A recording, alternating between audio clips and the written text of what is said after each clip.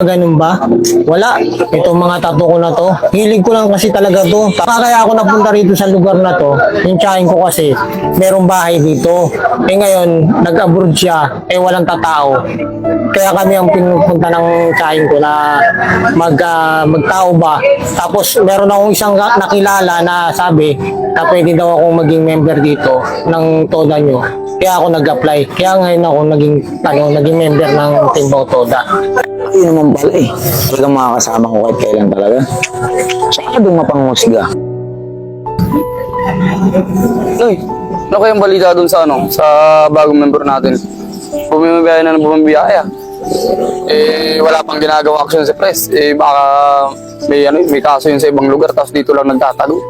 Ay, pamadamay nun. Yun nga dapat inalam muna ni Pres yung background ng tao eh. Kasi siyempre, nag-aalala rin yung mga kapwa driver natin dito. Lalo yung gano'ng itsura niya, puro tatuin. Ay hirap yung gano'n. Naku, yung naman to, nagmamaritisan na naman tungkol dun sa driver na may tattoo na bagong pasok dito. Dahil talaga itong mga maritis. Mapunta mo nga. Ay, naririnig ko naman yung pag-uusapan niya. Yung bago natin na driver na puro tattoo ah. Tinatanong ko kasi sa Boss Nick kung may ginawa na action si Pres kasi nag-aalala yung mga kasama natin kasi puro nga tattoo eh. Grabe naman kayo. Nag-aalala sila o kayo yung kuda ng kuda. Eh, nakausap ko nakaraan si Tropa eh. Hindi naman pala ganun ang background niya. Hilig niya lang talaga magpatato. Ito kasi si Belo eh, inuhusgahan mo agad yung tao eh. Hilig niya lang pala magpatato eh. Di talaga, Noy. Duda talaga ako doon, Noy.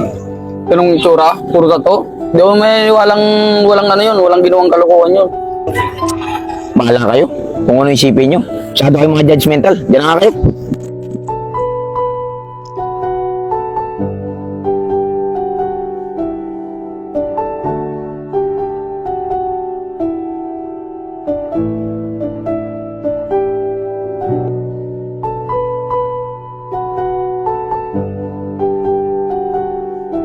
Tamang-tama. Nakatambay pala yung mga katoda ko. Tatanong muna ako sa kanila kung paano biyahe rin sa pagta-tricycle.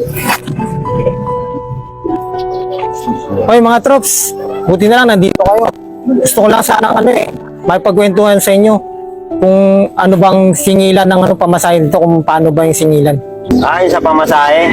Yung sa pamasahe kasi depende yan sa sa layo eh. Kung saan mo yan ihinatid yung pasahero, siyempre maganda yung singilan mo doon. Kung malapit lang hindi naman kalakayan ang pamasahe. Ganun po ba? Salamat Ito muna po ako. Ano, Noy? Naniniwala ka ba doon? Asa kaya si Kuya King? Mapuntahan nga. Boss, pwede po magtanong. Nakita niyo po ba si Kuya King? Sinong King? Yung bagong driver niyo, yung maraming tato. Hindi namin alam, baka nakatakbo eh.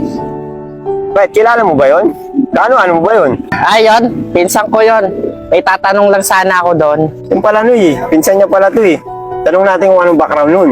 Ito na magtanong, Noy, kasi wala kang tiwala sa taong yun eh. May iba ako, yung pinsan mo ba galing bang kulungan yun? Kasi daming tattoo eh. Ayun, si Kuya King. Nahilig lang magpatato nun, pero hindi yun nakulong. Yung pala di pala nakulong yun eh. Hilig niya lang pala magpatato. Eh ikaw naman kasi, pinag-iisipan mo agad yung tao ng masama.